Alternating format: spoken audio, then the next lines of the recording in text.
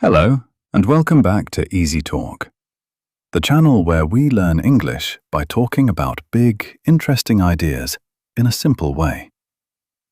Today, I want to ask you a question. What is the most popular sport in the world? You probably already know the answer. It's football. Or, if you live in the United States, you might call it soccer. But most of the planet calls it football.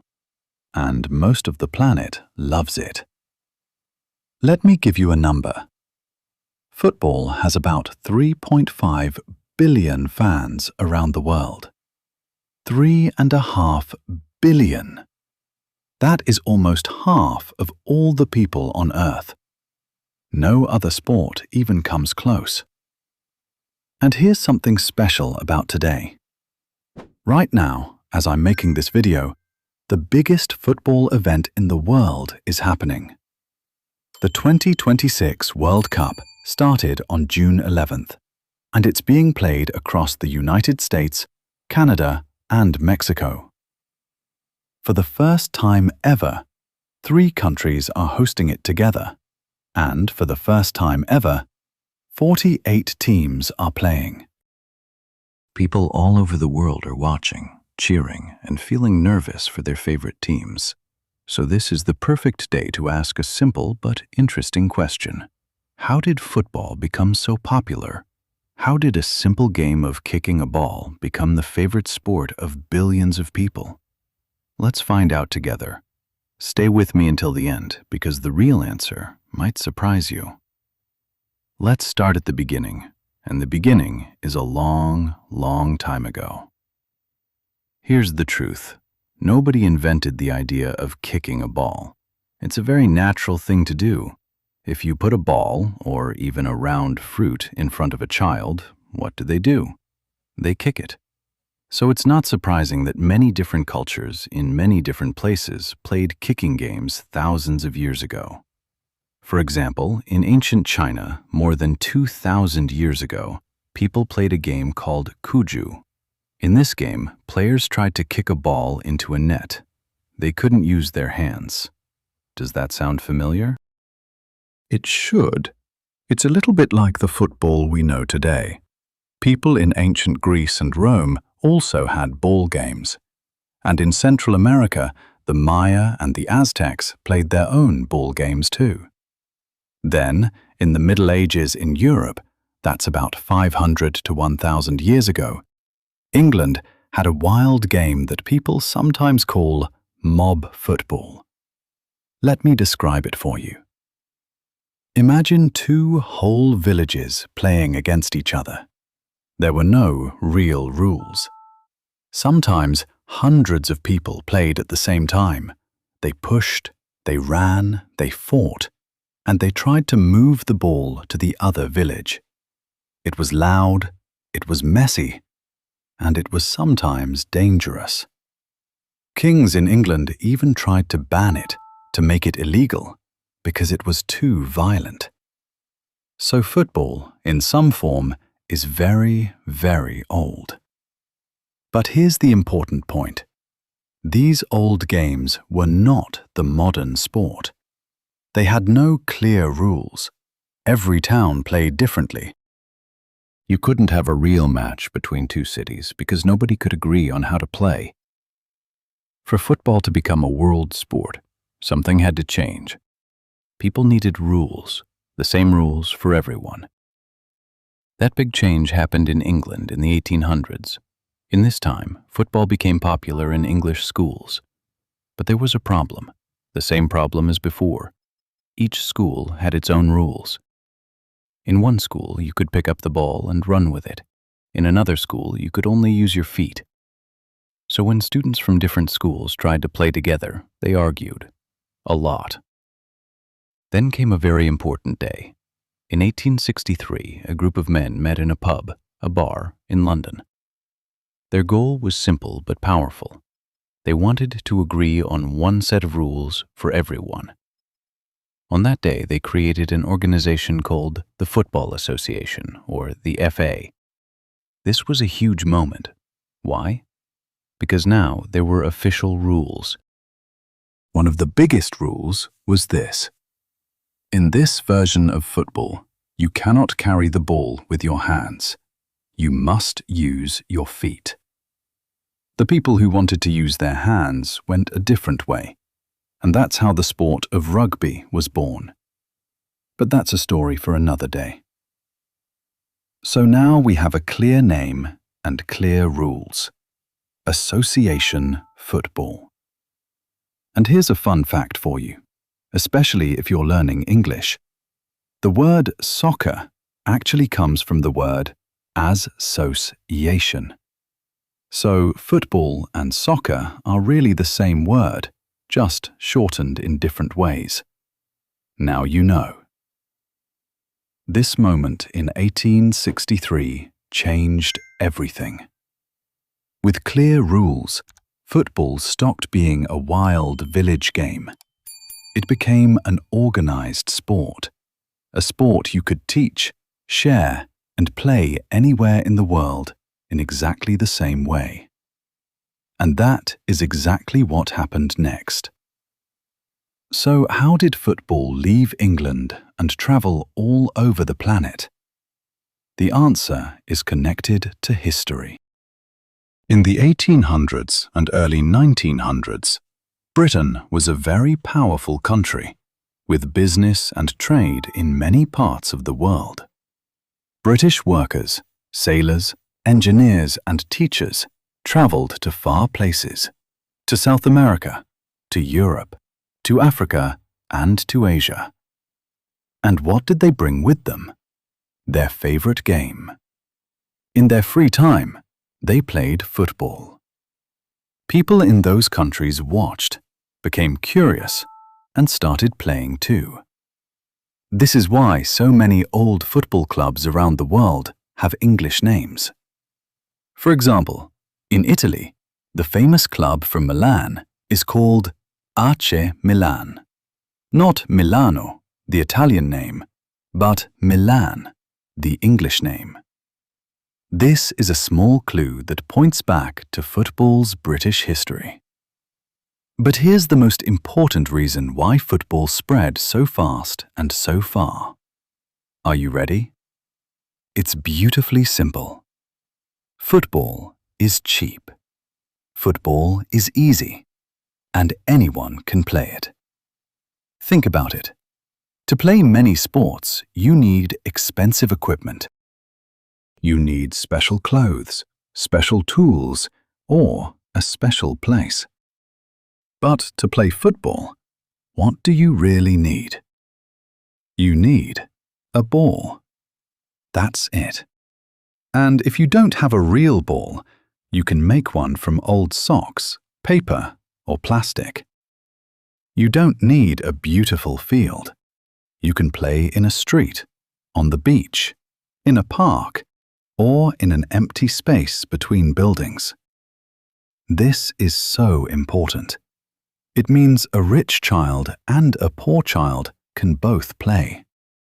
A child in a big city and a child in a small village can both play. You don't need money. You don't need to be tall or strong. You just need your feet and a ball. Because of this, football grew fast in poorer countries too. In South America, in Africa, in Asia. And many of the greatest players in history started by playing in the street with their friends, with no money and no special training. They just had talent, passion, and a ball.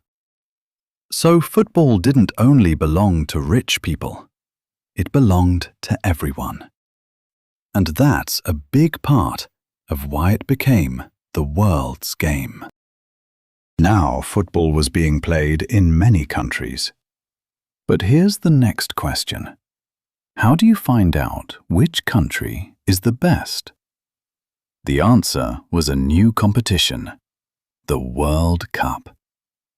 The very first World Cup took place in 1930 in a country called Uruguay in South America. Only 13 teams played in that first tournament.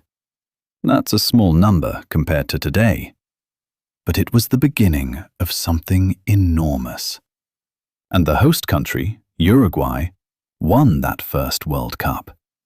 A wonderful moment for them. The World Cup is played every 4 years, and over time it grew bigger and bigger and bigger. More countries joined. More fans watched. It slowly became the most important sporting event on Earth. How big is it today? Let me give you a number that's hard to imagine.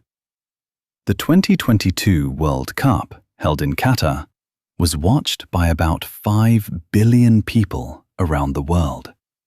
The final match alone was watched by more than 1.5 billion people. That is the largest audience for any event, in any sport, anywhere. The World Cup is special because it brings people together. When your national team plays, you don't just watch a game. You feel proud of your country. You feel connected to your neighbors, your family, and millions of strangers who all want the same thing. For 1 month, the whole world is watching the same matches and feeling the same emotions. Few things in life can do that. There's one more piece of this story, and it's very important. Television.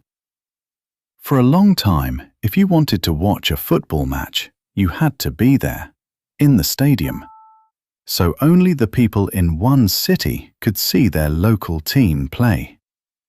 But then, in the middle of the 1900s, television came into people's homes, and suddenly everything changed. Now, a person in one country could watch a match happening in another country, far away. You could sit in your living room and watch the best players in the world.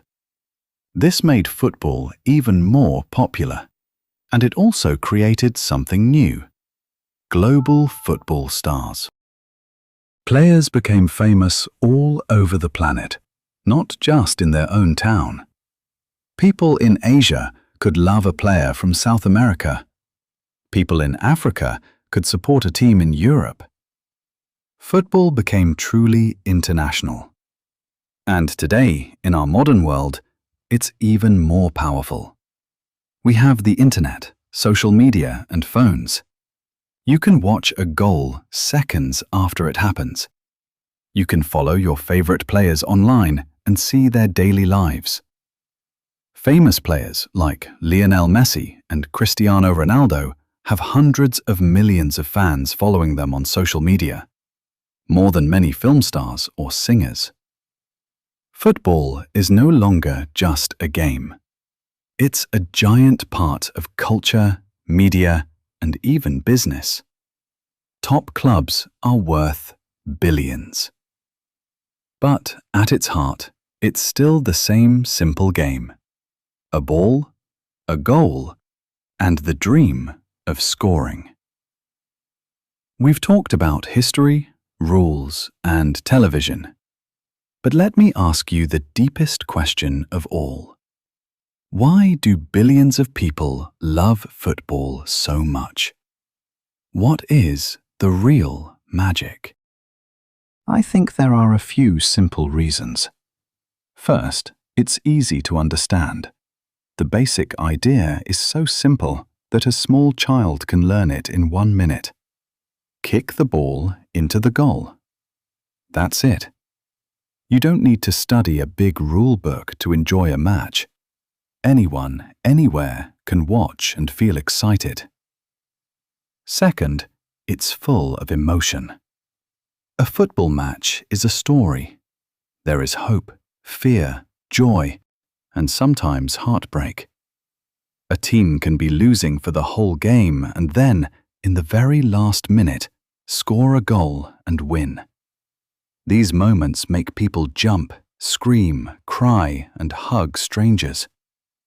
Football gives us strong feelings, and humans love strong feelings. Third, it brings people together. Football gives people something to share. When your team plays, you are part of something bigger than yourself. You belong to a group. In a world where many people feel lonely, this feeling of belonging is very special. And fourth, remember this one. Anyone can play. You don't need money. You don't need a perfect body. You just need a ball and a dream. A poor child in a small village can dream of becoming the best player in the world. And sometimes, that dream comes true. That hope is beautiful, and it lives in millions of hearts. So football is popular not because of one big reason, but because of all of these reasons together. It's simple, it's emotional, it's social, and it's open to everyone. So let's bring our story back to today. Right now, the 2026 World Cup is being played in the United States, Canada, and Mexico. 48 teams are competing. Billions of people are watching.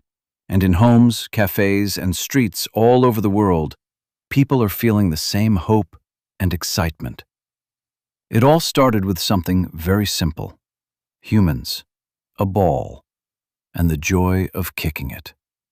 From ancient China to wild village games in England, to one important meeting in 1863, to the first World Cup in 1930, to your television and your phone today.